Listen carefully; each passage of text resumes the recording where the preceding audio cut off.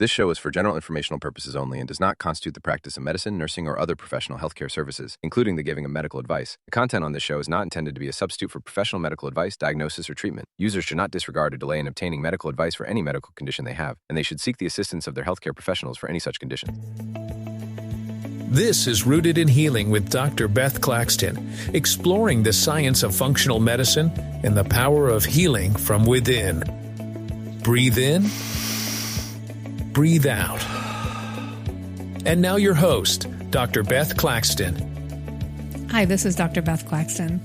And on today's show, we are going to talk about a concept that is super important for a healthy lifestyle. We've been talking mostly on the show about methods and different ways to go about being healthy. And this is a concept that is really important. In functional medicine, we ask ourselves two questions. What does this person in front of me need more of? And what do they need less of? And the conversation we're going to have today is about detoxification, and it's going to look at both sides. We've touched on detoxification in the interviews with May Tom and Deborah Meyer. And today we're having one of my favorite instructors from the Institute for Functional Medicine, Dr. Bob Rountree, on with us. The word that I can use to describe Dr. Rountree in a nutshell is boisterous. He is full of energy. His voice is very engaging, and the history and stories that he adds into his lectures are enthralling. So we're going to have a boisterous conversation about detoxification and why it's important and what we all need to know to make it simple, to make it doable. And I'll tell you as a preview, it's not very sexy, but it's really easy and important, and you can do it every day. So we will be right back with Dr. Bob Rountree after these messages. For more information on Dr. Beth Claxton, visit bethclaxtonmd.com.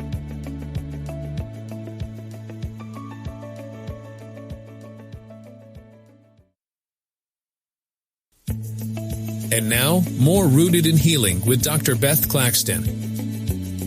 Welcome back to the show. Today we have with us a very special guest, Dr. Bob Rountree.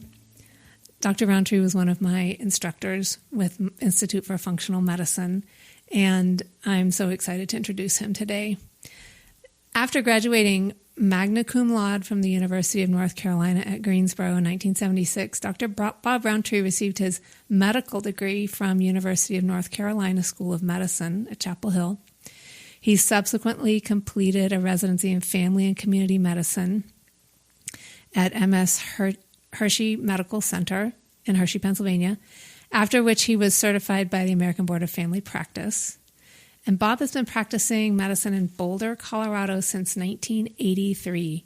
He began his professional career at Wellspring Partners in Health, a multidisciplinary clinic that included medical doctors, naturopathic doctors, traditional Chinese medicine practitioners, nutritionists, body workers, and somatic therapists. That was one of the first holistic healthcare centers in the United States.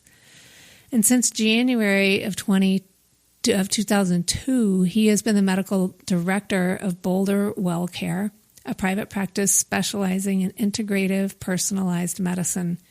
He is a longtime clinical editor as well as a regular columnist for the integrative and complementary therapies.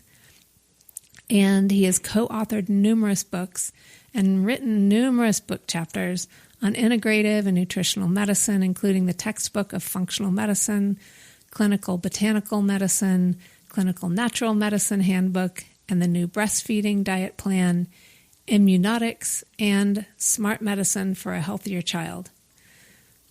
Bob is an original, long-standing member of the core faculty for the Institute for Functional Medicine.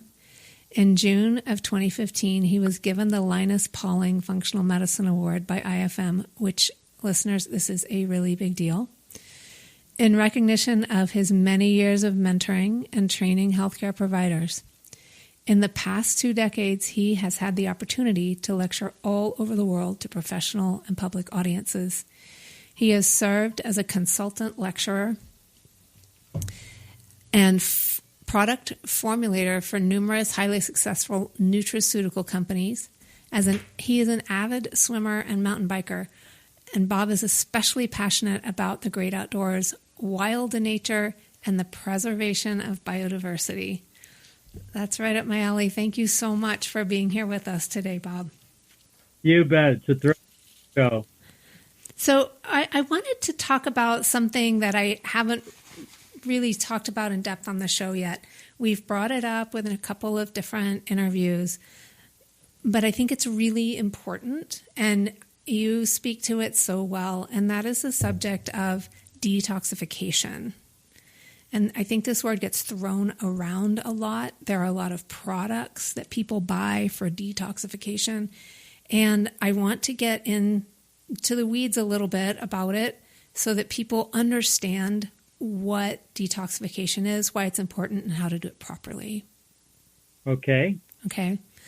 Good. Yep. So, what's that? I know a lot about it. Yes, you do. You were one of my detox instructors. So, in your definition, what would you say detoxification is? Well, in a nutshell, I guess the phrase used is it's about lowering the total toxic burden or total toxic load in the body. And I think it's important for people to understand that idea of a total toxic load or a total body burden of toxins is it's very much in keeping with the mainstream research on toxicology. That, this isn't a fringe concept. And I say that because the word detoxification has so many different meanings. It could mean spiritual detoxification for one person. It could mean getting off drugs and alcohol for another person. So it's kind of a murky term. Right. But I want people to understand that there are actually some pretty good science out there. And yes, indeed, there are a lot of products that are on the market that are pretty worthless or extreme, et cetera, that don't have any data on them. And that's not what we're talking about here. Right. We're talking about proven methods to lower that toxic load. So why? And in a minute, let's talk about how we got here. Right. Like why there is a toxic load. Right. Exactly. So yeah, we can get into that now. I know we are exposed to so many different toxins, and more now than ever before. So I'd like to hear how you explain to people, even patients in your clinic, how we build this body burden of toxins. Okay. Well, there's always been substances in our environment that could do us harm, right? Right. So the notion of a toxin is not new. Toxins have been around since the history of multicellular life, right? But the basic definition of a toxin is something made by a living organism. Right?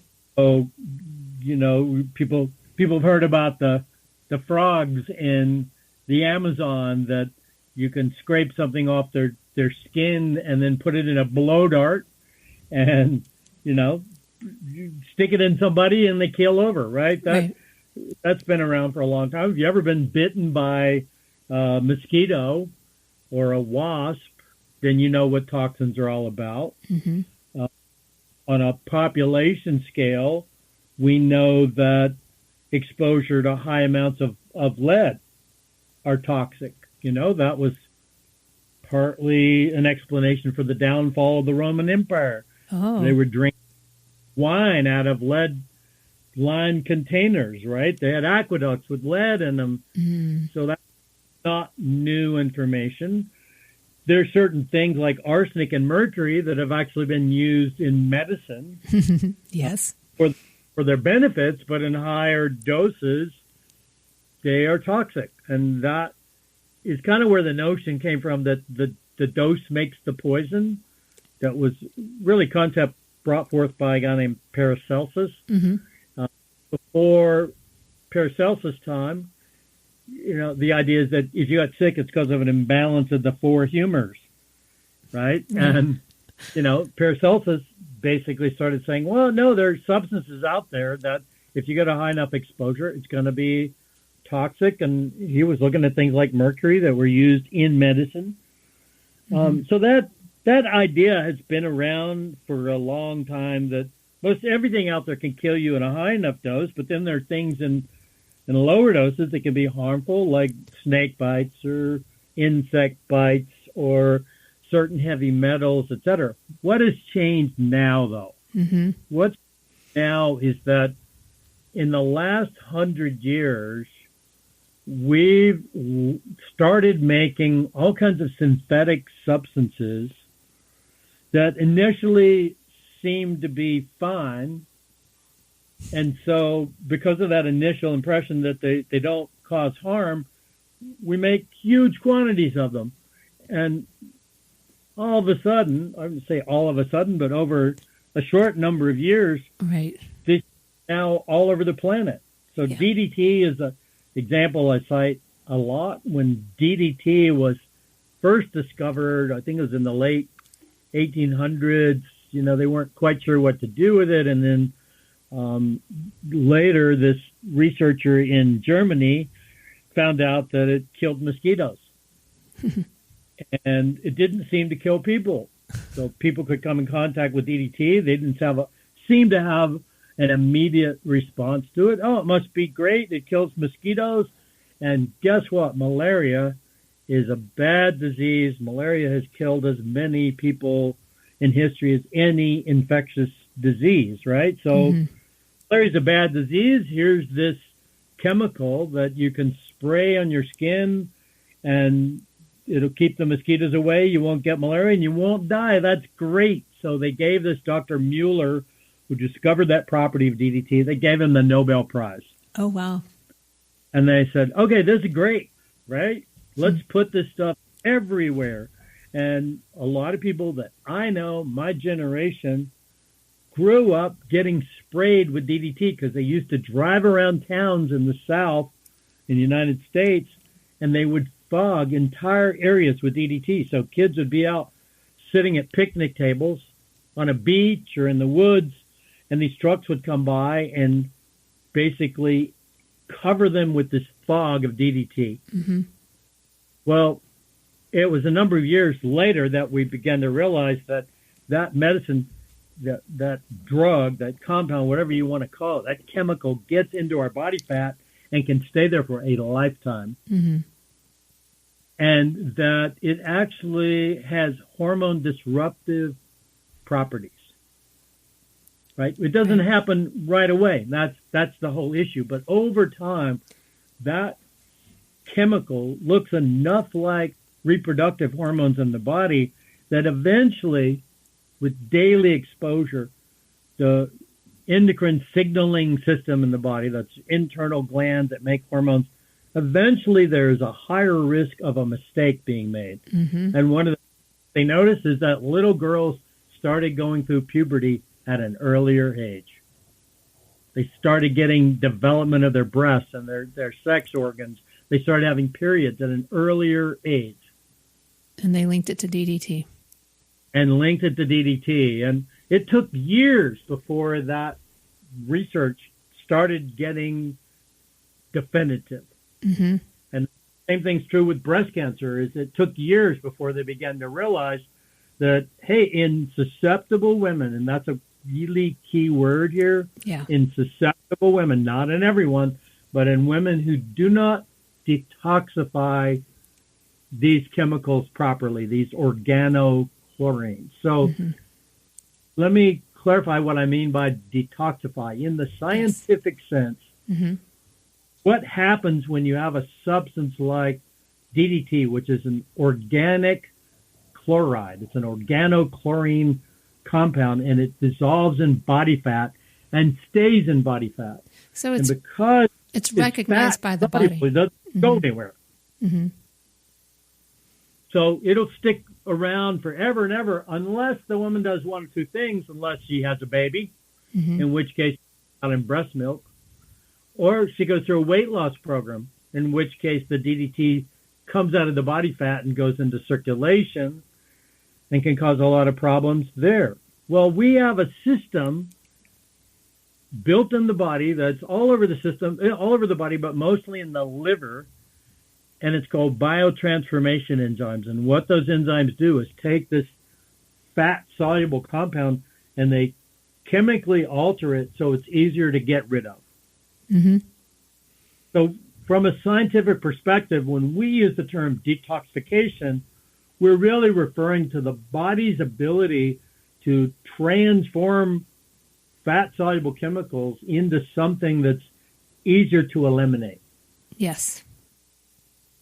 And this the DDT was just the beginning. They started making all kinds of things. PCBs are another example, organochlorides. They started learning how to bleach paper, right? We like white paper, especially if it's toilet paper. We want it to be white, not brown. Yeah. Well, how do you make toilet paper white? You use a chlorination process, and that releases a chemical called dioxin. And that dioxin gets into the atmosphere, and then we can absorb it into our bodies, and it's a hormone disruptor. So over the years, what we found is that there is an entire collection of chemicals that disrupt the hormone signaling system. They're all called endocrine disrupting compounds. Mm-hmm.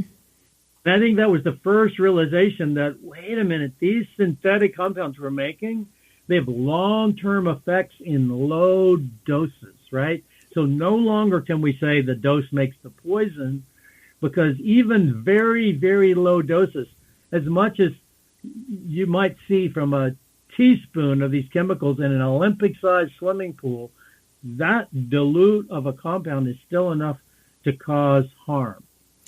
Yes, so it's not like killing the mosquitoes immediately. It's killing us slowly.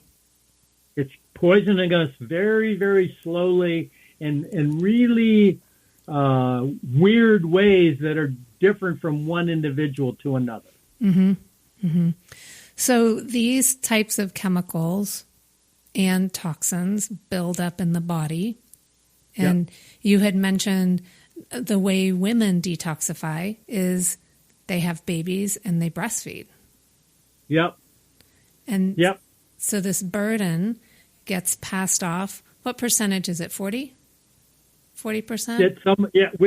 It's hard to get an exact quantification, but I'd say somewhere around that range, 30%, 40%, in a person that goes through rapid weight loss, or a woman who's breastfeeding will basically dump all of her toxins into breast milk. And the reason I know about that research is because I actually wrote a book years ago called The New Breastfeeding Diet that was about all the stuff that ends up in breast milk. Right. Which is not to discourage women from breastfeeding. That breast is best. Yes, still. But never that. But, there's a big concern when they analyze what's in breast milk. You find this whole array of these synthetic compounds. Right. So breastfeeding women, what do you recommend for them to eat foods that are detoxifying, that help bind the toxins? Right. To eat things that help support the liver and to help support the gut. I mean, all of these compounds are a bit problematic in that they end up either being stored in body fat or they go through repeated recirculation. Mm-hmm. They get dumped out in the bile and then we reabsorb them. And so the number one thing for lowering the total toxic load is to have a healthy gut microbiome. Yes. Right? The microbiome is a relatively new discovery in the last couple of decades in medicine, we've always known there are bacteria there, but we really only look for the bacteria that we could culture. Yes. And then we started doing DNA sequencing and found out, the typical person's got 40 trillion bacteria in their gut. It's a lot. And those 40 trillion bacteria, they make all kinds of weird chemicals of their own. Yeah. And while we're on the topic, I think it's important for everybody to know that another super important part of detoxification is pooping every day. Because you had talked about taking it out of the fat and making it water soluble. It goes into the stool then, and all of this work that the gut microbiome does holds the toxins in the stool, but that stool needs to get moved out. And when I ask people that come to see me, like, how are your bowel movements? Oh, they're normal for me. They're once a week. Once a week, yeah. Not okay. And I said, whatever it takes. Whatever it takes, poop every day. Please. Yeah, you got to move it through. So stool is the number one way we get rid of toxins, but also sweat. Yes. Sweat, poop, sweat, urine, breathing, even getting excessive skin cells off, right? Brushing your skin, dry brushing, anything that helps you eliminate is good. And I'm emphasizing that because when I lecture on environmental toxins, I start with the DDT story and then maybe add in dioxin and PCBs. But now we're dealing with microplastics and forever chemicals, and the list just goes on and on. When people hear this, they get really discouraged and they say, well, what's the point? Yeah, it's easy to get overwhelmed. The point. Yeah. And I'm glad you brought up dry brushing. I think of it as a lymph stimulator, but it also, it can take all the plastics from synthetic clothes off. Yeah. Yeah, exactly. All that Gore-Tex that's, I'm living in Colorado. I used to have Gore-Tex everything. You have Gore-Tex underwear, not just rain jackets. When Gore-Tex came out, I thought it was the most wonderful invention because being an outdoor person, that's what you want, is something that's waterproof but breathable. So it was great. I had everything Gore-Tex, and then we started realizing those things leach. Yeah. They leach, and once these forever chemicals get in your system, they can stay in there for years. Yeah, it's really hard because they are synthetic and the body doesn't recognize them to move them out. The body doesn't quite know what to do with them. So these forever chemicals, technically called PFAS, it's less clear exactly how to support our internal detoxification mechanisms. Hence, even more need to emphasize getting stuff moving through in your gut and sweat, etc. Yeah. So let's talk about where these show up besides just like the chemicals that we, the DDTs and the chemicals that you've talked about. These kind of things they're coming off of our sofas and our mattresses. Yes. Flame retardants. Yes. Children's them pajamas. In the foam of the sofas, and then that foam, it turns out, will disintegrate over time and end up in house dust. So one of the concerns we have about the flame retardants is that the house dust starts to accumulate these things, and then if you've got a house with a baby crawling around on the floor, they're breathing all day. In and where does it go? And it's interesting because it's hard to prove a cause and effect here, but when you see how rapidly allergies are going up in our society, it's hard not to think something's happening here. Exactly. And they're the plastic water bottles. Yep. As soon as they get hot, they leach. And we're consuming this huge quantities of microplastics. I say I don't drink out of plastic bottles. I only use stainless steel or or glass, Mm-hmm. And it's not just that. These single-use plastic bottles are basically destroying the oceans. Mm-hmm. Yes. Destroying the oceans. They're really a scourge on humankind. Yeah. Yeah. And if you've walked on a beach in a tropical country recently, you've probably seen the beaches covered with plastic bottles.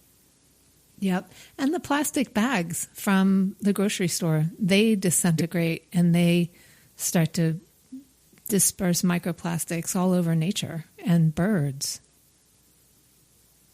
Unfortunately, more recent analyses just done in the last year have sampled fish and shellfish from all over the planet and found their flesh contains microplastics. Oh, that's crazy. Yeah, so if you might be eating a wild-caught fish and think, oh, this is great. Well, it is from the perspective of the healthy fats in there, but not necessarily from the microplastics that you're all. So my point is, you can't get away from this stuff, even if you eat organic food or you're pescatarian. You do all the right things, you're still going to get exposed, and that's why the emphasis is on the elimination end of things, or I should say, the word we're really using a lot in the functional medicine community is mitigation. Yes. Mitigate the effect of the toxins and then clearance. So, yeah, you want to avoid, but complete avoidance is impossible and can drive you crazy. So you do the best you can with avoidance, but the emphasis is on how do we mitigate these effects, and then how do we clear, which is healthy gut function. Yeah, and I want to bring up 3 other places that they come from quite commonly, and that's a lot of our beauty care products. Yeah. And the clothing that we wear, there's a lot of polyester that's in our clothing, and sheets and the sheets that we sleep on, and the cookware that we use. So they're subtle, they're everywhere, and I'd love to change the direction of this conversation because it's becoming sort of terrifying into what can we do about it? How do we manage this in our environment? Yep. So as I said, we focus on how we mitigate, and I want to come back to that later. But then, first and foremost, how do you eliminate? You want to have regular bowel movements every day, and if you're not, then how do you deal with that? Fiber and probiotics and magnesium. Mm-hmm. Right? Simple things. So, people get the idea, a detox regimen, a detoxification regimen, it's going to be expensive and fancy. You've got to drink some special green juice, etc. So, green juices with algae, spirulina, things like that, those are great. Yeah. And they do help with this detoxification process, but you don't have to spend $100 a bottle on that, right? No. A lot of algae products on the market are relatively inexpensive and available at any health food store. Yeah, they might not taste great, but you can throw them in a smoothie and they're very tolerable. Make your own smoothies, but simple fibers, and one that I recommend a lot, flax meal. Mm-hmm. Freshly ground flaxseed, do it fresh so they don't so they don't go rancid. Mm-hmm. And part of the reason for recommending flax specifically is because it's high in something called phytoestrogens. And people hear that word phytoestrogen and they think, well, wait a minute, isn't that a bad thing? It's like estrogen. Estrogen is not a bad thing. Bad thing. Well, it turns out that, there are hormone-like substances that are found in a number of foods, like flax or soy, but they aren't bad for you. They've gotten a bad rap, but they're not bad for you. And the reason they're beneficial is because what we're concerned about is these synthetic chemicals that screw up the signaling process of hormones. Mm-hmm. And it's out the plant-based versions that humans have consumed for a really long time, that those, quote, phytoestrogens, or they can also be phytotestosterones. They actually bind to the same receptors on our cells that the synthetic ones do, but they block the effect of the synthetic hormones. They're helpful. They're friendly. They mitigate the harmful effects of these disrupting compounds. And that's a really key concept here. Yeah, that's really good. And then, you wanted to talk more. Is that the mitigation thing that you wanted to bring up a little bit more? That's part of mitigation, so it overlaps with the elimination, right? So, and elimination starts with the good fibers. I like flax. I recommend psyllium a lot. People are familiar with the psyllium because it's the active ingredient in Metamucil, but there's actually forms that you can buy of psyllium that don't have the chemicals that Metamucil has. Yeah, you can just get them in bags or jars at the store. Get a big psyllium, grind it up, or put it in a smoothie. Pretty good fiber. We don't eat enough fiber in this country. Even people that say, "Well, I have a salad every day." Salad is mostly water, right? You got to eat a lot of vegetables to get enough fiber. Yeah. So let's go here now. So we want to talk about fiber in food and the chemicals in food that are helpful. So eating beans, legumes, eating a wide variety of vegetables, and vegetables with color that have all of the lovely chemicals in them that our body needs to detoxify. So the plants make these colorful chemicals for a couple of reasons. One thing they do is they protect the plant from sunlight, right? So the plants don't basically get fried by ultraviolet radiation. Yes. So they're antioxidants. That's what a blueberry's doing, right? It's making this antioxidant that's going to neutralize the potentially harmful effects of the sun.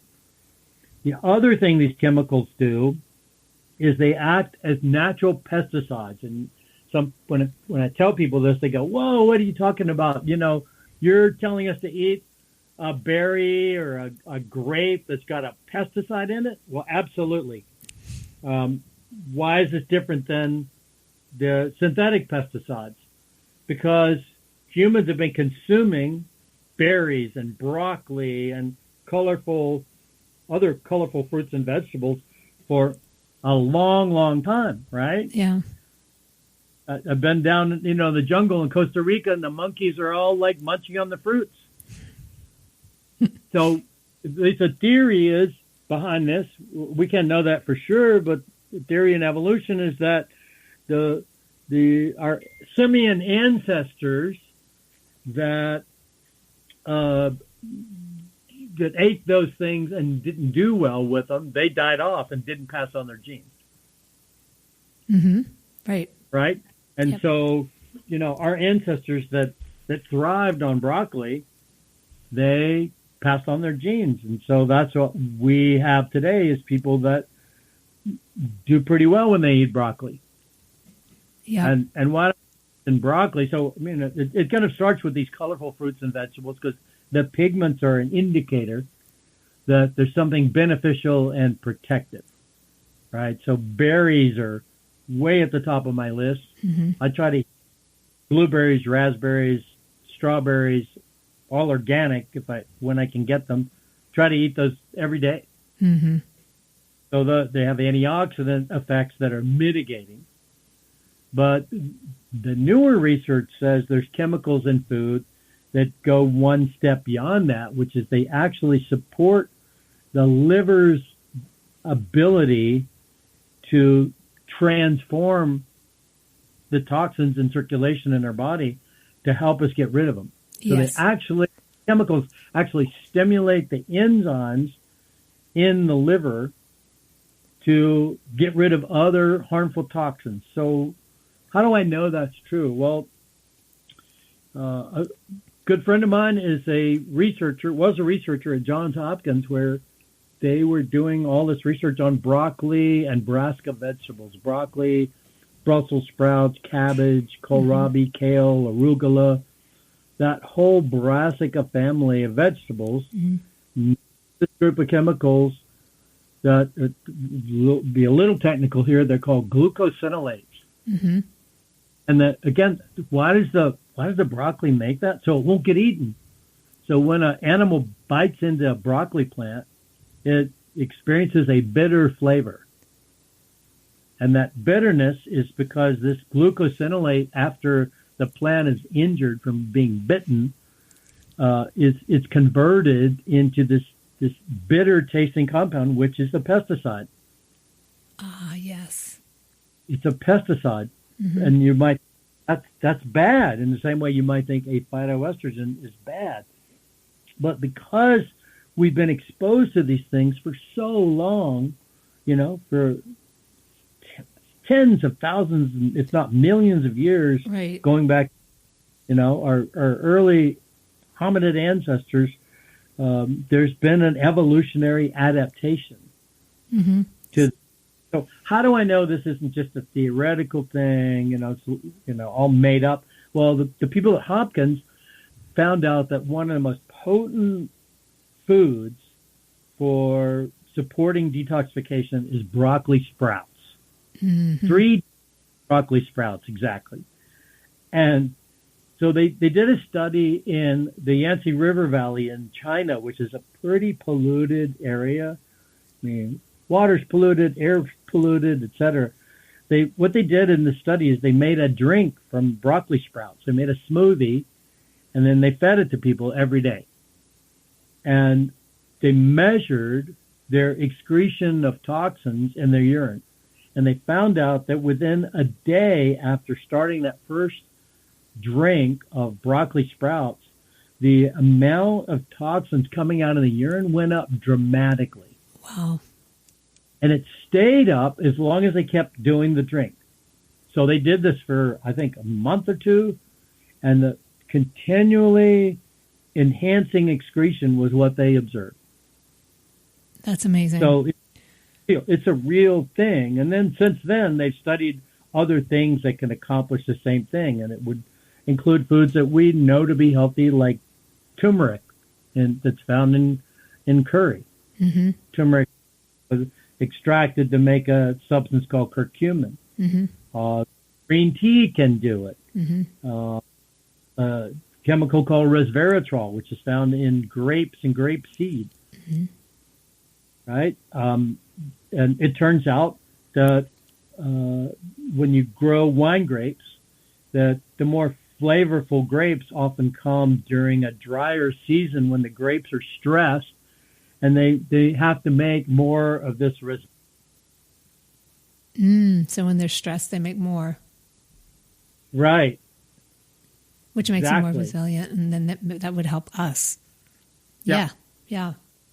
Awesome. So also, the fruits and vegetables are super important, and I also know that it's important to get some protein because amino acids are also part of that liver detoxification. Exactly. Yeah. So how much protein do you recommend? Taurine, glycine, glutamine, quite a few aminos that are found in protein that are good. So you're right.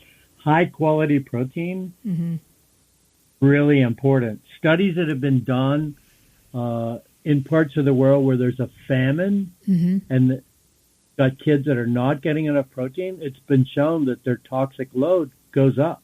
Oh, wow. So how much protein do you recommend to people? Well, I was taught that 1 gram per kilogram was plenty.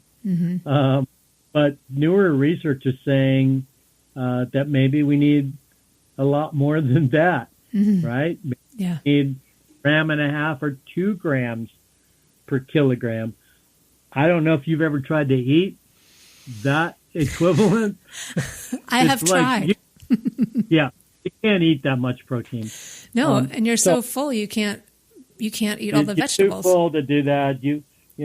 So, and especially, what about older individuals who are more likely to have a higher toxic load? Somebody in their 70s, right, for example, got a higher toxic load just because they've been on the planet that long. What are they supposed to do? And often older people don't have as much appetite. So it's hard to get around doing some kind of basic shake, like a whey protein shake. Mm-hmm.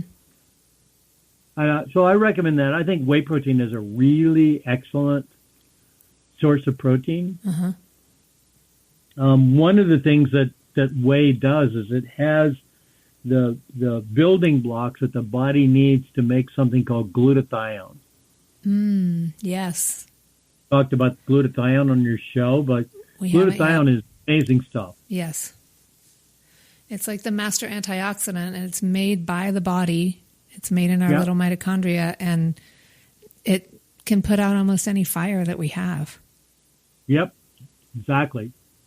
Which one of those fires is when we drink alcohol. So consumption of alcohol can actually deplete the glutathione stores, I'm sure, depending on how much you drink, which is one of the reasons that we have hangovers. But limiting the amount of alcohol that you drink is a move towards detoxification. Absolutely. And the other thing I tell people is if you do drink and you get a hangover, don't take acetaminophen, because acetaminophen, Tylenol, is detoxified in the liver with glutathione. So if a person had a little too much to drink, they depleted their glutathione to deal with the alcohol, and then they take acetaminophen, and the body can't really eliminate it. So the acetaminophen is made into very harmful compounds. Mm-hmm. That have no way out at that point.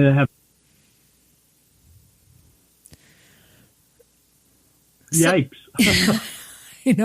So it's a scary world out there. But I think people need to be informed about what we're dealing with. Yeah, we're swimming in soup, but I also think it's really important to empower people to realize that there's some simple changes that they can make in their diet, like adding more fiber, eating the berries, eating curry, eating brassica vegetables, these simple things that they can do that are as powerful as doing some kind of really expensive detoxification regimen. Exactly. And getting lots of sleep, plenty of sleep, sweating, doing some exercise, drinking plenty of water, pooping every day, watching how much alcohol they have.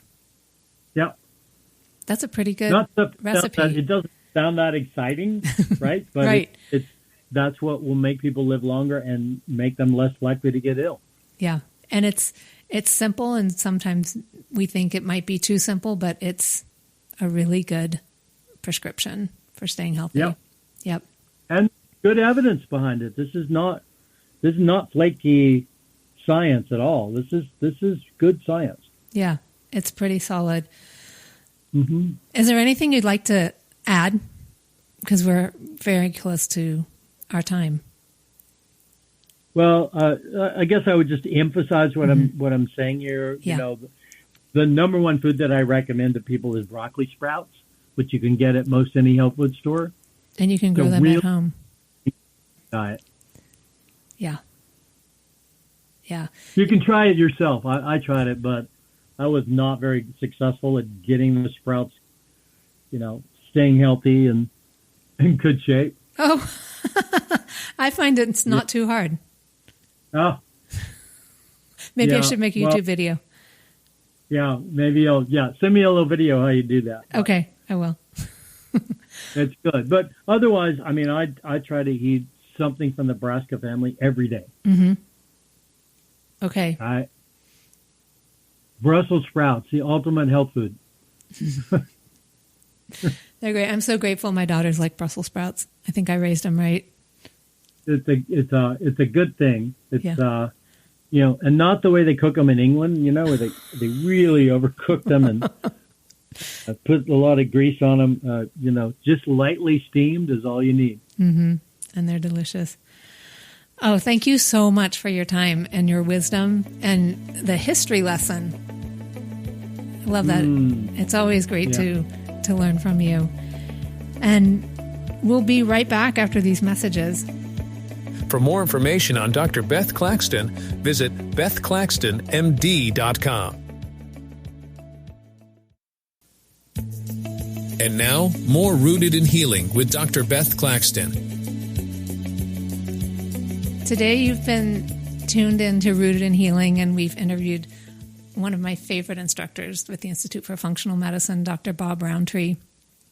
It's such an engaging conversation, and he makes it almost fun to talk about things that are kind of scary and geeky. The topic of detoxification.